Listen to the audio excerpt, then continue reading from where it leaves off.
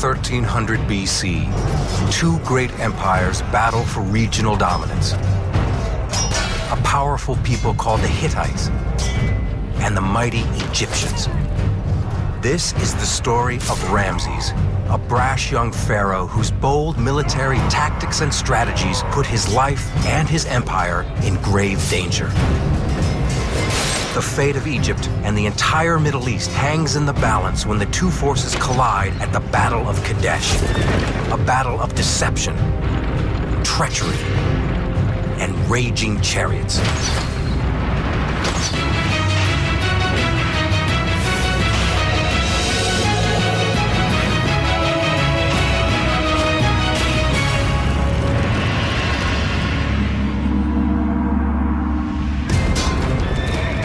At Kadesh, 17,000 Hittites face off against 20,000 Egyptians.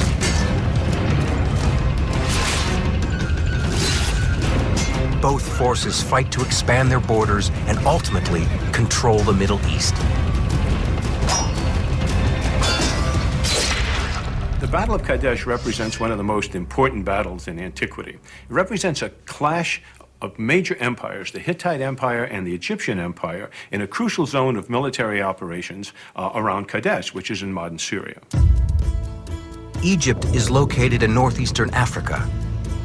The Hittites' homeland, called Hatti, is about 1,000 miles away in what's now Turkey. But this battle between the superpowers rages in between the two homelands, in an area called Amurru in modern-day Syria. The Amurru is the ancient world's crossroads. If you want to trade, you need to travel through the Amurru. If you want to attack someone, you need to travel through the Amurru. And if you want to prevent attack, you need to control the Amurru. The Hittites are led by a young king named Muwatalli. Believed to be in his early 30s, Muwatalli is known for his cleverness in battle. The Egyptians are led by Pharaoh Ramses II. Ramses II is the son of Seti I, who was one of the great warrior pharaohs of Egyptian history. Ramses comes to the throne at about age 22, 23, and sees himself in that long tradition of warrior pharaohs. Indeed, like the great warrior pharaohs who preceded him since the establishment of the Egyptian Empire 200 years earlier, Ramses sees himself as actually the personification of the Egyptian military tradition to accomplish two things. One, to make sure that Egypt never again is threatened, that Egypt is safe, and secondly, to expand the borders of the empire against Egypt's enemies. The bad blood between the Egyptians and the Hittites has been brewing for centuries, since both empires were in their infancies.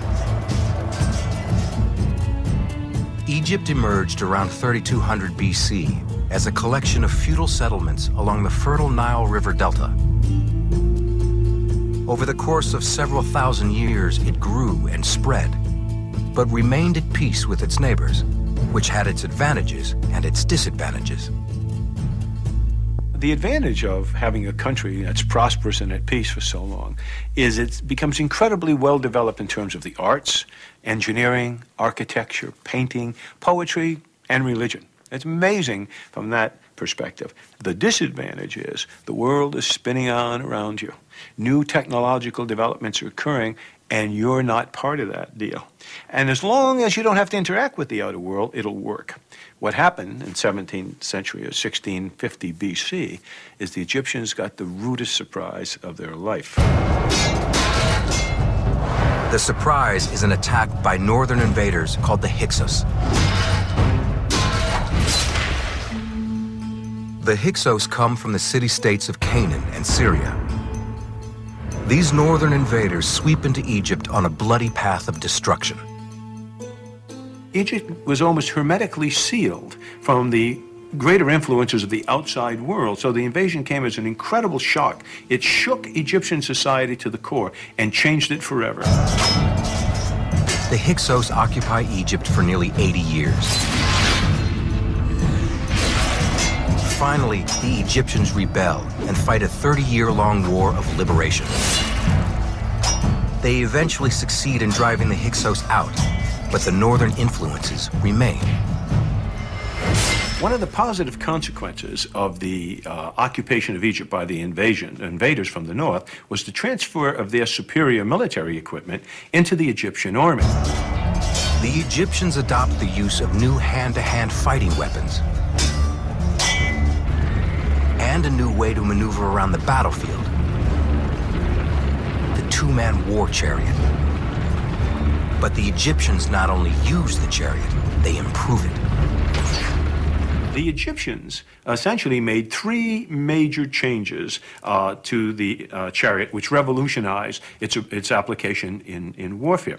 The first of these was to move the axle and wheel from the center of the chariot, as is the case of the northern invaders, back to the rear of the chariot. The axle is about 3.5 feet in length, set back as far as possible for greater balance, speed, and maneuverability.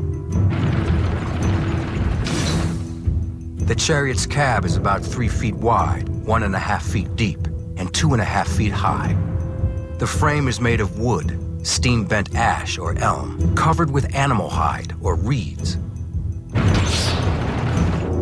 The floor of the cab is made of flexible layers of leather or specially woven cloth to help the archer balance and absorb shock.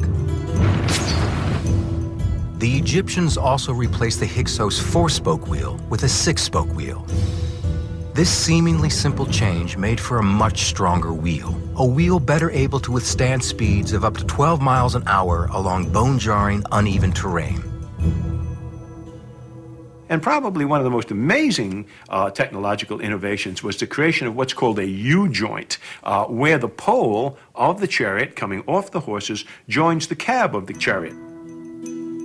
Because this joint is able to move and isn't locked in place, it can absorb a lot of shock. This not only ensures the integrity of the chariot, but it makes the ride more stable for the men inside. You put this all together, and you end up essentially with the Egyptians having changed the machine to such a degree, it would be the equivalent of essentially having a superior modern main battle tank on the field. The chariot represented a huge step in warfare because it brought mobility to war. And of course, it also became a sign of status. If you were a nobleman, you wanted to be a chariot warrior. The individual chariot squad consists of 3 men. The driver navigates the horse and machine across the battlefield. The archer must be skilled enough to launch arrows from a moving platform at speeds of up to 12 miles an hour. The runner runs alongside the chariot. He serves both an offensive and defensive purpose. As a defender, he protected his chariot from opposing runners, but he would also attack enemy chariots, dragging warriors out of their machines and slaughtering them. In modern warfare, you never send in tanks without infantry support. That's exactly what this is like. The runner fights with the bronze sickle sword. About 3 feet long, the sword weighs approximately 2 pounds. It can be swung with enough force to slice off an arm or a head in one chop. The runner may also be equipped with a 6-foot spear. The shaft is made of wood, the tip razor-sharp bronze. After revamping their fighting force, the Egyptians develop a new strategy. Attack the enemy first, ask questions later. They would put this strategy into action some 30 years after their liberation from the Hyksos. When Egypt had secured her own domestic position, had rebuilt her army, she turned to the north for revenge. And at that point, you have the formation of the Egyptian Empire and the beginning of its expansion to the north into Canaan and what is now Lebanon and Syria. The Egyptians' quick and nimble chariots give them a great advantage as they spread north and conquer most of their enemies. But as they begin to spread into what is modern-day Syria, they come into contact with the Hittites, who are expanding their territory as well, and they also have chariots. Egypt and Hatti are separated by nearly 1,000 miles, but both are threatened by one another, and both see the land between Egypt and Hatti as an essential buffer zone. Initially, when you do that, the buffer zone is, of course, just that, a buffer zone that's expendable. It's not the homeland. But over time, what happens? The defense of the buffer zone becomes almost identified with the defense of the homeland. And so you end up fighting wars and wars in the buffer zone. For centuries, the Egyptians and Hittites spill each other's blood in small skirmishes as they clash over incursions into the buffer zone. Sometimes it's an infantry fight, but other times, the chariots engage. When people think about chariot warfare in the ancient world, what they imagine is lines of chariots either smashing into enemy infantry or lines of chariots smashing into another line of enemy chariots, okay? That's not how it worked. A little thinking will show you that horses will not charge against a phalanx of infantry spears, and there wouldn't be much point in trying to slam into an enemy chariot. More commonly, the way chariots were used when they were used against chariots was essentially in a kind of swirling combat. The lines would attack towards one another, but they would never really get in contact. The object would be for the archer on each chariot to pick off the archer or driver or horse of the other chariot. As they pass by, or in military terms what's called en passant, as they pass by one another. Then they would wheel around, whirl around, and come back at one another. Sometimes not at the same target, but picking the closer target. While the two-man Egyptian chariot is light and mobile, the Hittite chariot is a larger, heavier, and slower machine. The axle is positioned in the center of the carrying platform. This reduces speed and stability, but allows a great advantage: the ability to carry a crew of 3. Now, the charioteer, archer, and runner can all ride together into battle. Some historians believe this innovation was developed years earlier after the Hittites defeated another enemy, the Mitanni, who had lived in the area between the Tigris and Euphrates rivers. In addition to ridding themselves of an enemy, the Hittites gained the famed Mitanni military horse trainer named Kekuli.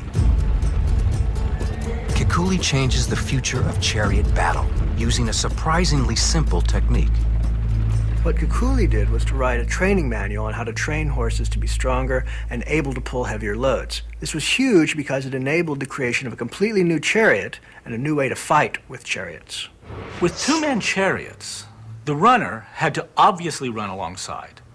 This inhibited how fast and how far they could travel, because obviously the runner, who was the chariot's main defense, would be completely exhausted. But Kekuli-trained horses were able to pull a larger chariot with 3 men inside.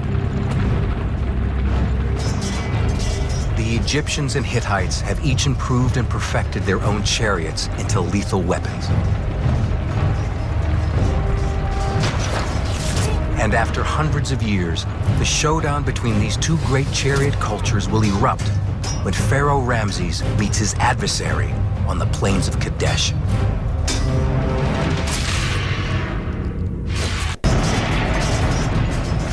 Two armies, the Egyptians and the Hittites, are on a collision course toward one of the greatest battles of antiquity, the Battle of Kadesh. Kadesh is located midway between the two empires in modern-day Syria. For many centuries, the Egyptians and the Hittites fight small skirmishes over this land because each believed the area holds strategic and tactical importance. The skirmishes at the edges of both empires, the Hittite and Egyptian empire, just wax and wane on and off for about 30 years, in which no real conclusion is ever reached. They're just border skirmishes and not quite serious. But what happens while these skirmishes are going on is a very bizarre event, and that occurs inside Egypt itself, that will, in a very strange way, set in motion a series of chain reactions that leads ultimately to the clash of both empires at the Battle of Kadesh. This chain reaction begins with the death of the famous pharaoh Tutankhamun in 1323 BC. Well, Tut dies, and according to Egyptian law, his widow can choose a new husband. In Egyptian tradition, it's the female's bloodline that is royal, not the man's. So she can marry whomever she wants, even the commoner. What she does in an act that by today's standards would be insane, it was actually regarded as insane at the time, is she writes a letter to the king of the Hittites saying, "Send me one of your sons. I will marry him, and he will be Pharaoh." My husband has died, and I have no son. They say about you that you have many sons. You might give me one of your sons to become my husband. I would not wish to take one of my subjects as a husband. Turns out that Tut's widow believes Tut was assassinated by his own subjects. For many years, Egypt was in a tremendous amount of internal turmoil between traditional polytheists, Egyptians who believed that the national religion should continue worshiping several gods, and monotheists, those who believed in only one god. It was a terribly bloody time in Egypt. Civil war erupts throughout Egypt, resulting in thousands of deaths. Some believe King Tut is amongst the victims. Now, at this point in Egyptian history, the polytheists had greater power in Egypt, and they were also enemies of Tut's widow. So what's their solution? Essentially bring down the empire, make a Hittite prince pharaoh. Absolutely incredible. The entire Middle East would have completely changed. If the Hittites can absorb Egypt and her territories, they will control every trade route and every military launching point from Egypt to Mesopotamia. Keenly aware of the political advantages, the Hittite king agrees to the arranged marriage and sends one of his younger sons to Egypt. What happens next is the spark that ignites the Battle of Kadesh.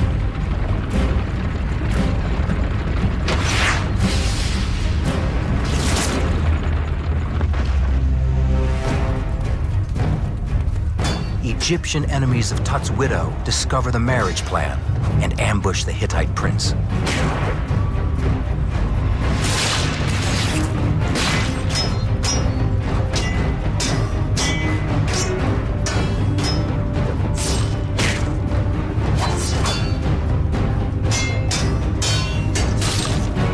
The Hittite prince never sets foot on Egyptian soil. Eventually, Tut's wife dies. Some say she was murdered. But the bigger point is how the Hittites reacted to the assassination. As you can imagine, the Hittite king is furious. The Hittite king is the great warrior Shupilululiuma, and he's enraged. His desire to avenge his son's death motivates his resumption of war against Egypt. But this isn't the only reason. Shupilululiuma isn't stupid. He's not going to allow the death of his son to drive the empire's foreign policy. It is, however, a good excuse to start fighting again over the valuable Amurru region. Shupilululiuma leads his forces against Egypt for nearly a decade. But around 1322 BC, the Hittite king is killed.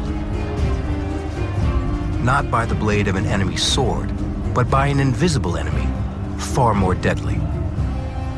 One incident in which Egyptian garrison was overrun by Hittite troops who took some prisoners and apparently transported the prisoners back to the Hittite homeland in modern-day Turkey.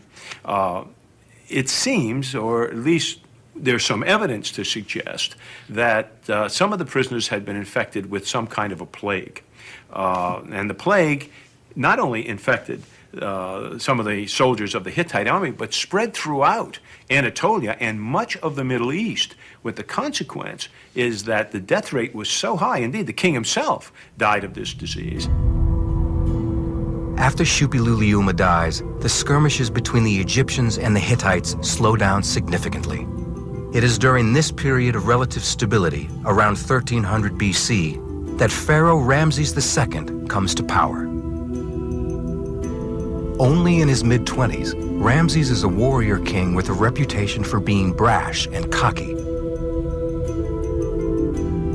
He understands that to protect Egypt, he must occupy the buffer zone to the north.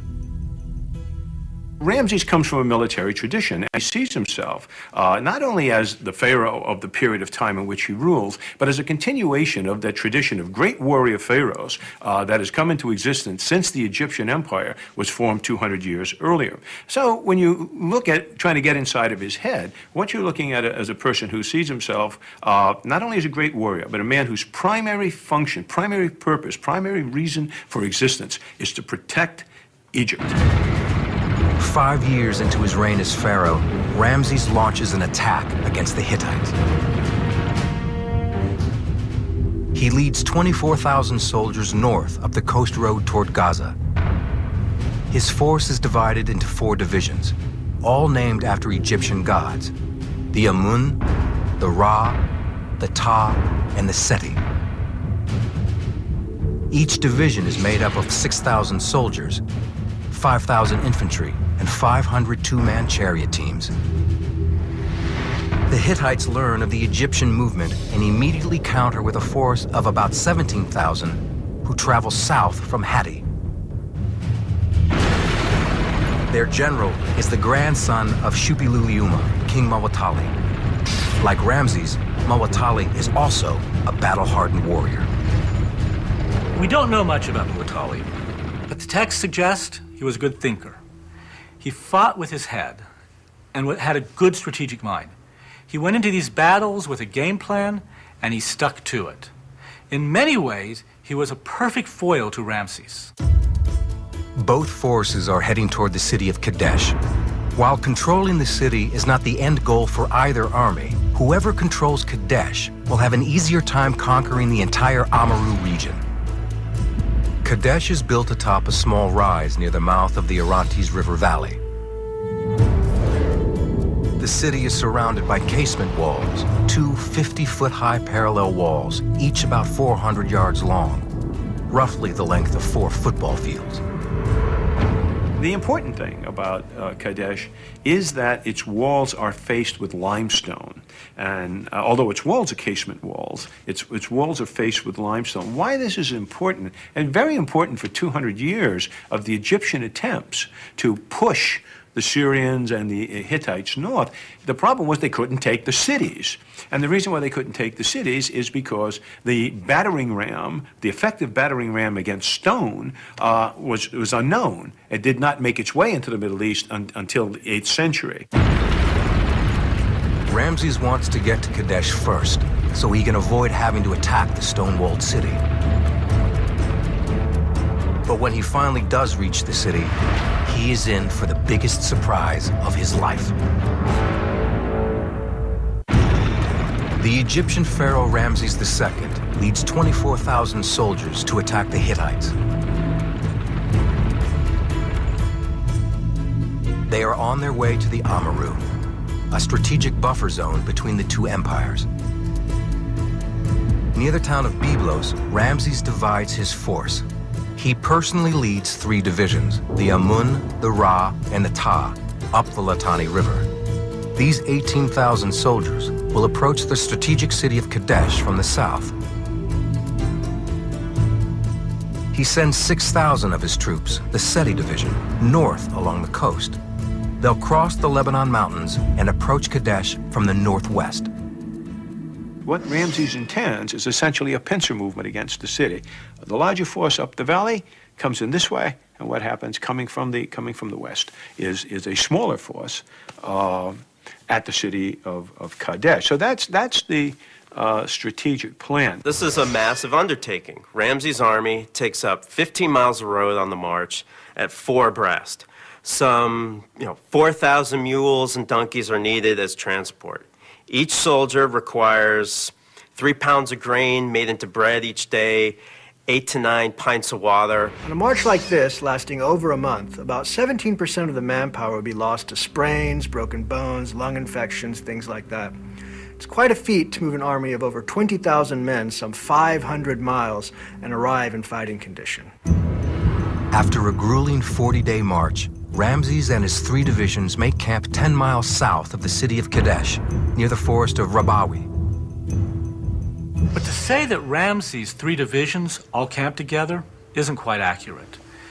Yes, they all stopped at the same time, but there are a lot of troops. So the guys at the back were 15 miles away from Ramses in the front. Ramses is now pretty deep into the Amaru, and the Hittites could be anywhere. Whether he fails to send reconnaissance scouts up ahead or they don't discover anything, Ramses has no information as to the Hittite whereabouts. Near Ramses' camp, Egyptian patrols capture 2 local Bedouins, hoping to learn the location of the Hittite army. We know from temple inscriptions that Ramses had a pet lion that he took with him on campaigns. It's been suggested that the lion was used to, how should I put this, encourage cooperation. According to the Bedouins, Muwatalli and the Hittites are still 100 miles away to the north of Kadesh at Aleppo. Now he sees an opportunity. Kadesh is defenseless. I can grab it, I can use it as a logistics base, rebuild my army, get every rested, and then we're just a short step up the road to confront the Hittite army. Ramses is so excited that he jumps on his chariot with his bodyguard and starts for the city of Kadesh. But here's the problem. Ramses, in his youthful enthusiasm, takes off, and his army is spread out over 15 miles behind him. The Amun division quickly gathers its stuff. It's not in battle-ready conditions. It's slung over its shoulder at any time. And it starts boogieing up the road, trying to catch these guys. Ramses begins to make camp on the plain. The unprepared Amun division slowly catches up to him. The Ra is strung out a few miles behind. And the Ta is still near the forest of Rabawi. And the Seti division is somewhere on the coast of the Mediterranean. Ramses thinks it's a walk in the park. His bodyguard starts building the camp.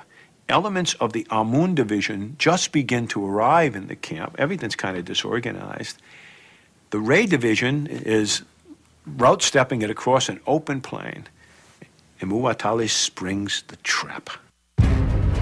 From orchards south of the city emerged 2,000 Hittite chariots.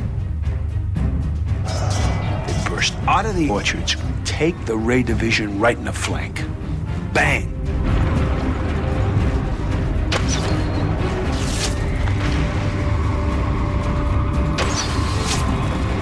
Just imagine turning to see thousands of Hittite chariots. Even for a trained army like the Egyptians, it would have been utterly terrifying. Ramses' Ra division is absolutely laid to waste by these chariots. They're not battle ready, they're not formed for battle, they just get hit and they scatter all over the plains. The Hittite charioteers navigate the chaotic battlefield while archers launch their missiles with deadly accuracy. Chariot archers and drivers worked as pairs. That is to say, they trained together, and their horses trained together, on and off, hour after hour after hour. Both Hittite and Egyptian archers use a composite bow made of wood, horn, and ox tendon laminated together. A composite bow is an awesome weapon. It has a very high penetrating power and deadly accurate in the hands of a good archer. Some archers will join the runners on the ground and join in the infantry battle.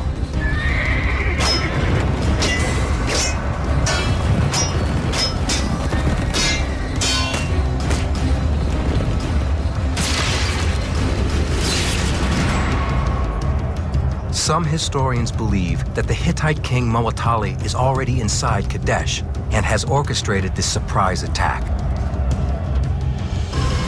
The Bedouin story, a lie. Ramses' army, blindsided. Muwatalli's plan, brilliant.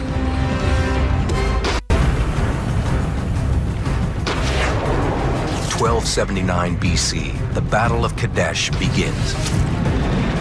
A vicious Hittite chariot ambush against an unprepared Egyptian force draws the first blood of the conflict. And it's all Pharaoh Ramses' fault. Pharaoh, in his haste, took off practically by himself. He's only got maybe a couple of hundred soldiers with him. Bedouin spies gave Ramses false information that the Hittites were 100 miles to the north at Aleppo, when in reality, they were already in the city of Kadesh. It never dawns on anybody that maybe somebody, like the Hittite intelligence officers, put the Sashu Bedouins up to the story, namely that this is a classic piece of intelligence deception to lure the Egyptian army into a trap. As Ramses sped off to claim the city, he left his force unprepared and strung out behind him for 15 miles. At the same time, 2,000 Hittite chariots stealthily made their way south along the east side of the Orontes River, hid in the orchards, then smashed into the Ra division. One of the things that happens on a battlefield is as tactics and situation changes, what happens is, if you're not careful, you let operational success drive strategic goals. You start changing the goals. That's a basic mistake. And in this case, that's exactly what happened with Ramses. Given the opportunity suddenly to grab Kadesh, he could hardly resist it. And he took it and fell right into the Hittite trap. Some historians believe that the key to Muwatalli's successful ambush is the three-man chariot. Because of specially trained horses that possess greater endurance, the Hittite chariot can carry the charioteer, the archer, and the runner. This allowed the chariot force to travel the approximately 2.5 miles from the city to the orchard quickly, without exhausting the runners, the chariot's main defense. Chariots aren't supposed to be able to move like this. The ancient world has never seen chariotry like the Hittites bring to bear at Kadesh. I firmly believe that the three-man chariot innovation completely changed warfare. And I really believe that at Kadesh, the Hittite surprise attack was directly related to this type of chariot warfare. The surprise attack slaughters thousands of Egyptian soldiers. Ramses watches the carnage from his camp. Ramses is about 2 miles to the north of the ambush site. His only defense is the disorganized Amun division on the outskirts of his camp. About 15 miles to the south is the 3rd Egyptian division, the Ta. And somewhere to the west is the Set division, who has come up the coast. So Ramses is in real trouble because his army is so spread out.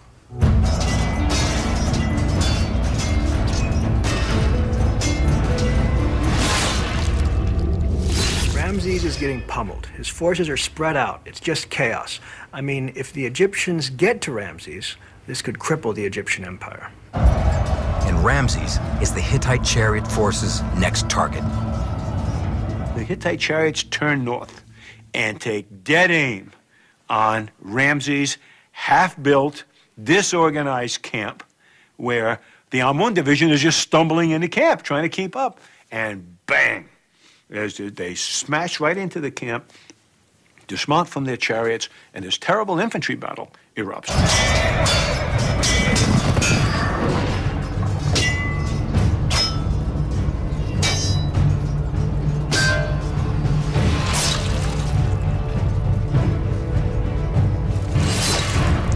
The Hittites maul the Egyptians. To make matters worse for Ramses, many of his elite chariot teams desert the battlefield, abandoning their king in his most desperate hour. But suddenly, the Hittite advance toward Ramses' camp slows. Instead of continuing to charge toward the Egyptian pharaoh, many of the Hittites stop and begin looting the camp. But that's not even the real problem. The real problem is the Hittite infantry is nowhere to be seen on the battlefield. And that will prove costly. 10,000 Hittite infantry and 1,000 reserve chariots wait on the east side of Kadesh. To have 10,000 infantry doing nothing doesn't make much sense. Muwatalli has Ramses against the ropes, and he should commit his infantry to knock him out. But Muwatalli does not deploy his infantry. Despite the slowing of the Hittite attack, Ramses' situation is still dire. He has no choice but to take matters into his own hands. Now, Ramses is no weekend warrior or a spoiled prince. He's led his army into this trap, and he's prepared to lead his remaining troops out. So he and some of the elite infantry guard, and pretty much all that's left from the Amun division, march into the fray. You know, people say he was a braggart or whatever, but he was one hell of a soldier. What he does is he rallies what chariots he has, rallies his army around them, and literally takes a section of the attack to the northeast, which probably was the weakest area, and attacks it.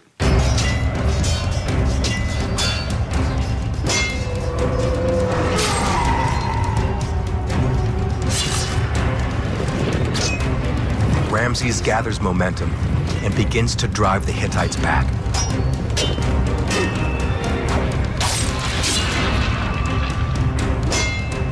But his forces are too scattered to make a significant impact.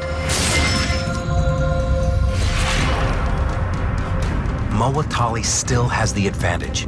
He can end the battle by deploying his 10,000 reserve infantrymen. Now is the time. You got him by the nose, kick him in the...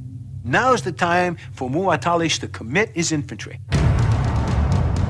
Muwatalli is about to make one of the most important decisions of his life.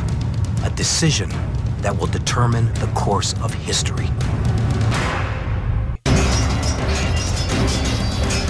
The fight between the Egyptians and Hittites has reached the most critical point of the battle.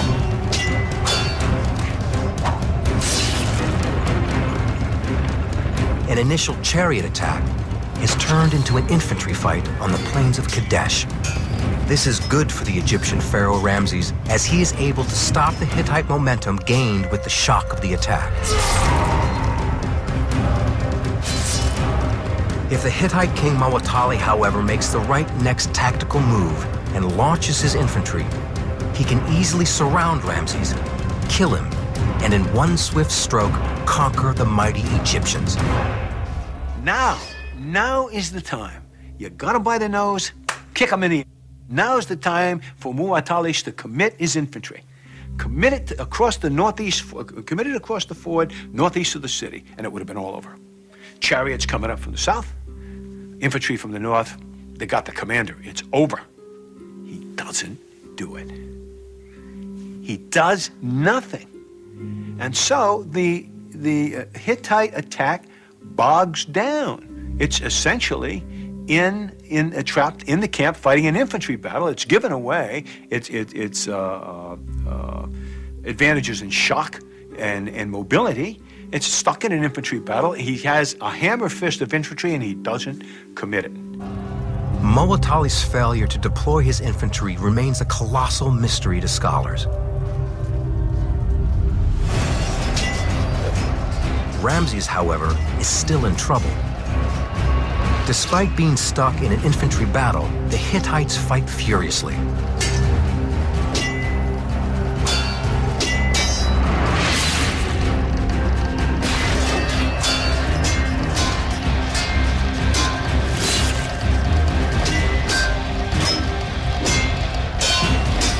But Ramses' luck holds. At precisely the right time, marching down through the pass, across the Lebanese mountains, onto the plain of Kadesh, comes the second Egyptian force, the Seth Division, at the precise time to Ramses' rescue. Ramses' Seth Division, which had been marching up the coast from Egypt, finally reaches Kadesh. The Seth Division brings with it 5,000 infantry and 500 chariots. Ramses now has the force he needs to push the Hittites across the Orontes River. A great chariot and infantry battle rages on the plains outside Kadesh.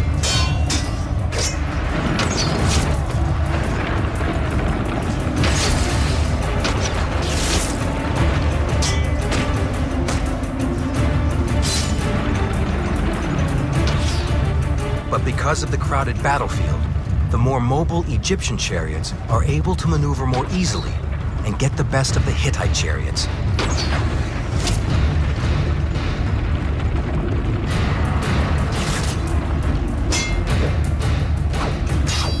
Ramses has successfully turned the tide. Finally, Muwatalli launches reinforcements, but not infantry. He sends 1,000 chariots. Muwatalli's chariot reinforcements move south from the city, across the Orontes River, then head north toward the battlefield.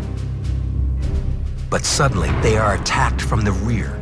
It's the final Egyptian division, the Ta, and they are ready to fight. Muwatalli, he forgot about the Ta division. Now, I mean, it's got eyes. There's a hell of a battle raging over there. We better not cross the plain in route step. They're in battle formation. And they're marching up on the plain just as the Hittites cross the Orontes, and turn their back to them. Bang! They hit them in the back and shatter the Hittite reserve force. The Hittites are caught in a vice. Ramses, what's left of the Amun division and the Seth division battle in front. The Ta division attacks from the rear. Muwatallah, he committed a grave error, and that is never throw good forces after bad. If you're going to use forces, you do it to exploit a victory. You never do it to stave off a defeat. And he did it for the latter reason. The Hittite chariots cannot escape. They have Egyptian forces on both sides of them, and they can't maneuver because they're right in the middle of Ramses' half-built camp. 2,000 Hittite chariots are lost, and Muwatallah has squandered an overwhelming advantage.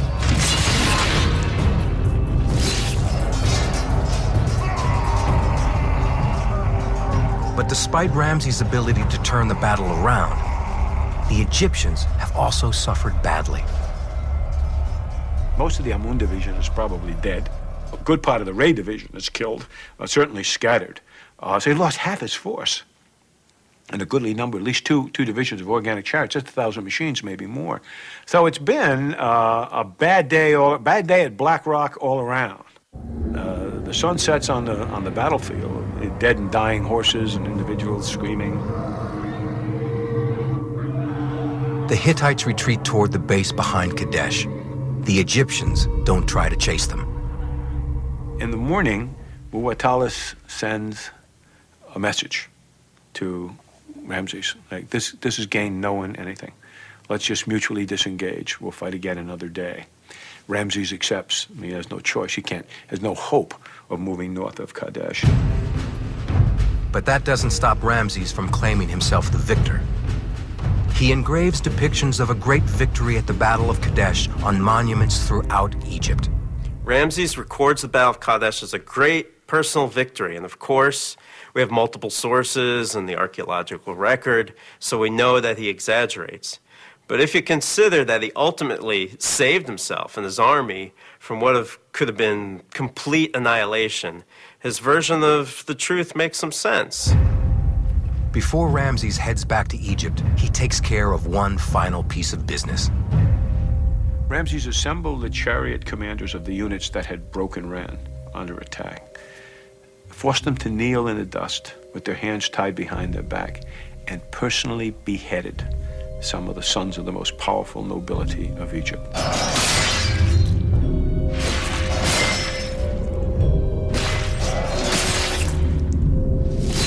It's a bloody finale to one of the bloodiest battles of ancient times. And Ramses makes sure that his army knows the price of failure.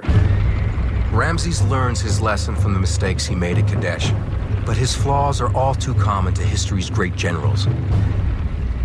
George Armstrong Custer fell into a similar trap as Ramses did at Kadesh. He was chasing a group of Indians when he failed to detect the main force. Having driven off the smaller group of Indian raiders, he got ready to attack what he thought was a defenseless and small village. To his surprise, an enemy of greater strength took him onto the flank.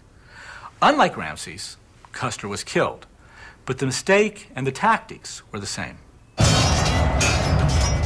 The two superpowers continue to fight over the strategic buffer zone for several years after the Battle of Kadesh. But in 1262 BC, the Egyptians and Hittites are forced into an alliance to combat a growing threat from what is now Iraq, the Assyrians. And that alliance lasted for almost a century. So in the same sense, perhaps like the Battle of Berlin in World War II marked the point where two superpowers met and essentially tolerated one another because they couldn't shove the other fellow off. Same thing is true of the Battle of Kadesh. The Battle of Kadesh might not have been the overwhelming victory that Ramses would have his people believe it was, but it tells the story of a brash young monarch who rushes into war, finds himself outsmarted, but claws his way back to save himself and his empire.